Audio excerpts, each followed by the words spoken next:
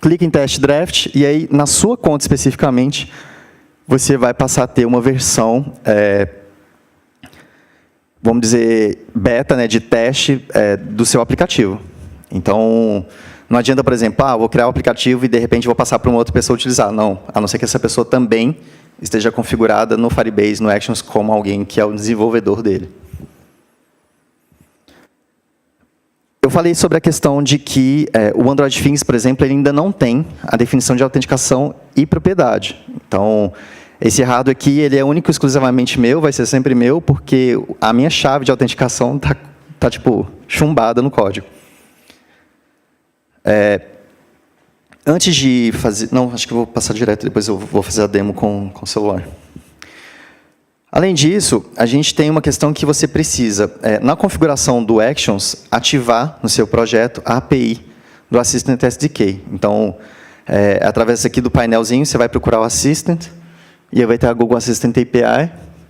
Uma vez que você fez isso, ele vai pedir a parte de credencial, então você vai implementar, você vai baixar uma chave de configuração da aplicação, instalar essa chave no seu Android Studio, no seu projeto no Android Studio.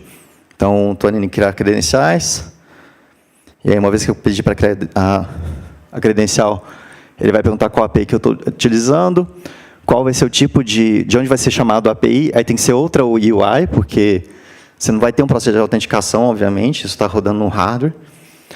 E o que você acessará, no caso, dados do usuário, porque eu preciso vincular a minha conta do Assistant com o usuário específico. Depois eu dou o nome para o cliente, né, do Alf. E aí eu vou receber essa credencial, por favor, não tire fotos. Eu posso fazer o download dela e eu vou implementar isso no Android Studio.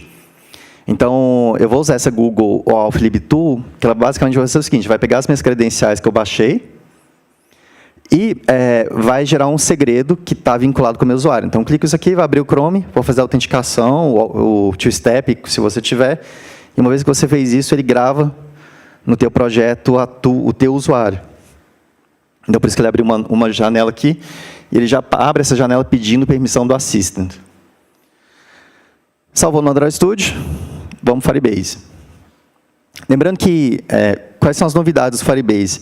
A autenticação, antes do dia 6, ela não estava suportada, mais ou menos, ela funcionava, só que ela só funciona para autenticação de e-mail e senha.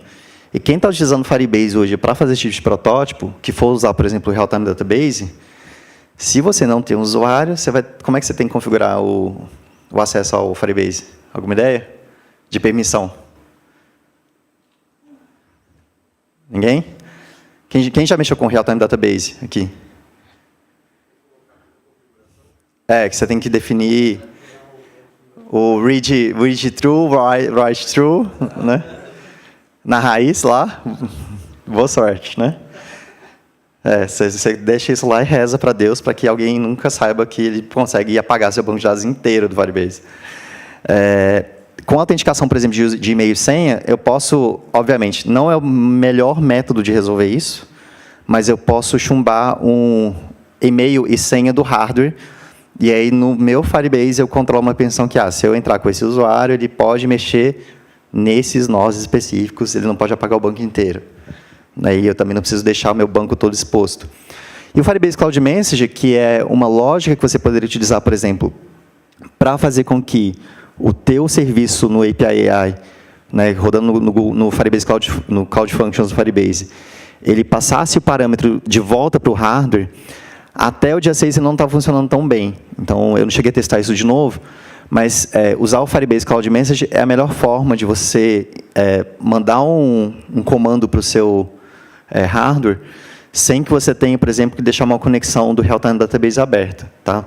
Inclusive, é isso que o Google sugere, para que, se você for fazer alguma integração de hardware nele, para que o seu hardware consuma os dados de ativação. Então, sempre utilizar o Firebase Cloud Message, por exemplo, no lugar do Real-Time Database. Isso aqui foi só basicamente, o que é esse hardware, né, que eu montei aqui? É uma máquina de bebidas que você pede, por exemplo, eu quero uma pina colada, e aí eu tenho vários motores, cada motor está ligado numa garrafa como bebida ou com um líquido diferente, ou com um xarope, e aí quando eu falo o comando, a bebida que eu quero, ele sabe o que ele tem que jogar e quanto de cada elemento. Então, o que eu fiz? Eu basicamente criei no Firebase uma instrução de quais são as bebidas, né? No caso eu só tinha suco no exemplo, e aí cada item desse corresponde ao tempo que eu vou deixar ligado os motores. Então, eu tenho 10 motores, eu posso deixar de 0 a 9 aqui, e aí eu falo, vai ser X segundos desse aqui, X segundos desse ali.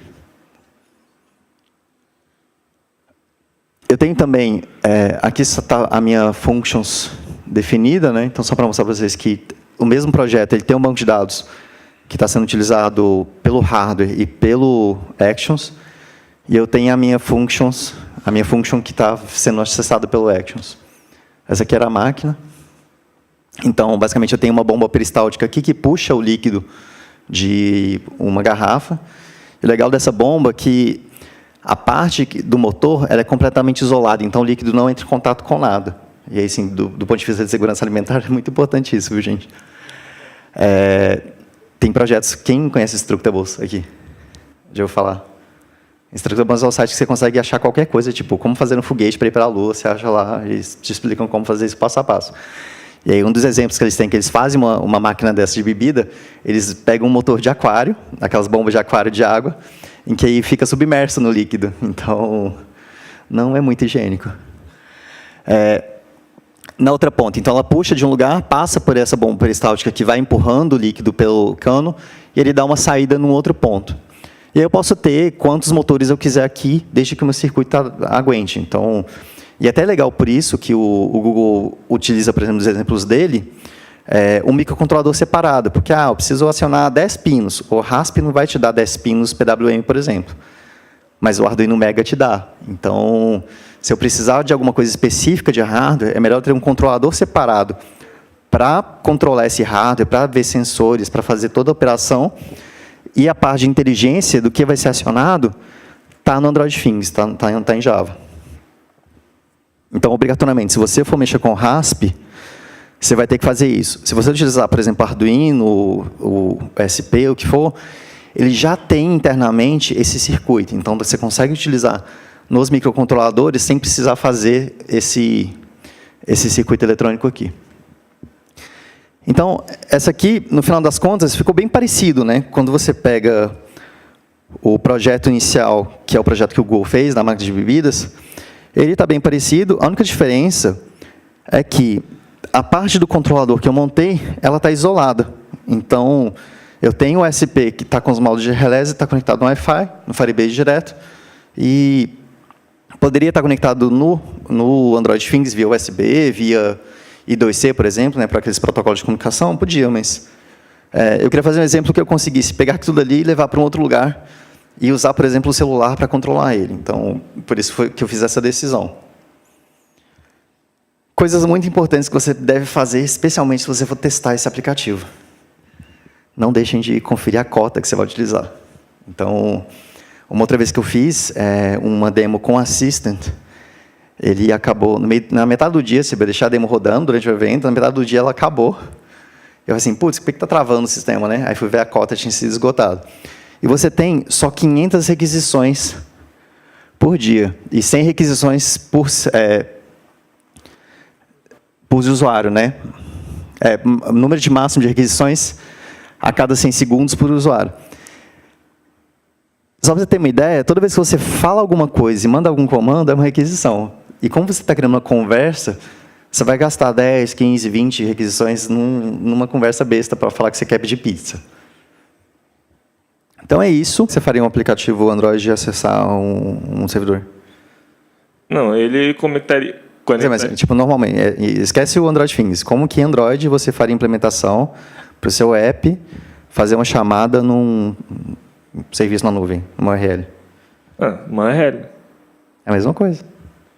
Mas e a comunicação? Porque a comunicação do servidor com o aparelho em específico. Com o device. Isso. Então, por exemplo, eu falo para utilizar o Firebase, o Cloud Message ou o Real-Time Database, porque ele já implementa de forma transparente requisição HTTP, REST, qualquer protocolo que eles usem para fazer essa comunicação, de puxar o dado e subir o dado, de forma transparente.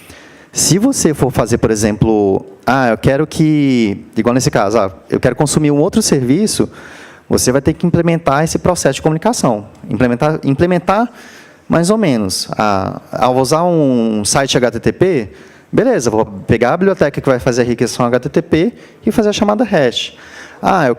Eu já tenho uma biblioteca, por exemplo, que faz ela interfaceia para mim todo o protocolo REST e me entrega já tudo mastigado. Beleza, você pode utilizar ela. É como se estivesse fazendo em Android, não tem uma diferença. A única diferença, na real, é que, além de você desenvolver um aplicativo Android, você está conseguindo acessar pino de hardware. Você está conseguindo comunicar com um outro dispositivo via USB. Não tem muita diferença de desenvolvimento Android normal. Acho que assim, a sacada do Google, que eu acho que foi interessante, foi exatamente essa. Assim, sou desenvolvedor Android. Consigo mexer com hardware sem saber eletrônica? Consegue. Porque, no frigir dos ovos, assim, igual a biblioteca de User Library, né? O que ela vai fazer para você? Deixa eu colocar ela nela aqui.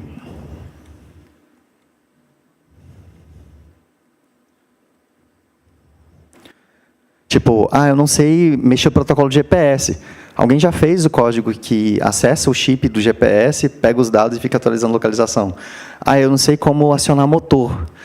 Ele tem uma biblioteca, ou você pode construir uma biblioteca que vai acionar o chip do driver de motor e vai mandar a informação para, de repente, girar num sentido ou girar no outro, né? Então, essa biblioteca de periféricos é o que vai te ajudar. E você não precisa mexer, no ponto de vista de hardware, em coisas mais baixas do que isso. Você não precisa implementar o protocolo I2C. Você só tem que mandar uma mensagem assim, olha, escreve no canal X tal coisa, que é no endereço X tal coisa, né? Que no caso do I2C é endereçável. Eu quero usar a comunicação serial, que é o ART. Manda esse string no serial. Eu quero implementar um protocolo que vai ser utilizado para essa string. Aí é só parte de lógica de programação, né, do negócio mesmo, do protocolo, então você tem que implementar. Mas o resto é a mesma coisa. Leão, curiosidade aí. No momento do desenvolvimento no Android Studio, o RESP ele funciona como um device ali? Como é que é? Então. Normal? Funciona como um device normal, porém, são duas questões. O RESP, ele vai colocar aqui.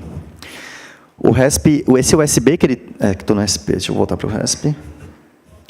Esse USB que ele tem aqui é um USB de alimentação. Cadê o USB? Está aqui, ó. Ele não é USB de comunicação. Então, basicamente, você só entra ele para jogar energia. Ou seja, não é igual plugar o celular que vai aparecer o device. Então, eu tenho que colocar esse RESP na rede. Esse que é o mais chato de configurar ele, inclusive. Tem que colocar ele na rede, descobrir o IP dele, usando um Fing da vida, ou pingando android.local. E, no ADB, e fazer o connect via rede, colocando o IP dele. Fiz isso, ele aparece no Android Studio como se fosse um celular. Exatamente. A outra coisa que você consegue fazer é assim, uma vez que você tem a conexão no hardware, está com a DB rodando, você pode, na mão, rodar um intent que vai definir a conexão do Wi-Fi e ele vai passar a conectar na sua rede Wi-Fi. Mas esse intent tem que ser feito na mão mesmo. E aí você pode eliminar o uso do Ethernet. Trocou de rede, trocou o Wi-Fi, você vai ter que conectar via rede de novo, descobrir o IP dele, definir o IP dele, mandar o intent para setar o Wi-Fi e fazer isso. Já esse carinha aqui, o Edson, é a melhor coisa do mundo, porque conectou nesse USB-C aqui, ele já aparece como um device. Então, é muito mais fácil, né? Porém, o RASP, eu gosto muito do RASP porque é uma plataforma que tem muita coisa documentada, tem um monte de galera que já fez hatch específico. Alguns meses atrás foi homologado pela Anatel, né? O RASP foi. Né? Isso é um negócio importante. O RASP está homologado.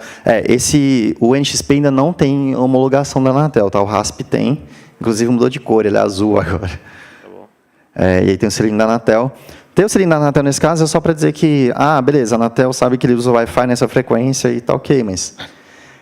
e, obviamente, tipo, se você vai desenvolver produto, legal, você vai ter que usar o RASP, enquanto esse aqui não tem homologação. E SPI, beleza, o SPI ele é muito simples, o protocolo, né? Basicamente é um protocolo de seleção. Então, eu chego lá e falo assim, eu quero mandar para o elemento que usa o pino X para falar aquele que vai responder. Então, eu ativo o pino lá e ele manda... Toda vez que eu mandar o dado, aquele hardware específico que está com o pino ativado é que vai ouvir e responder. Então, isso também é interessante dependendo do caso.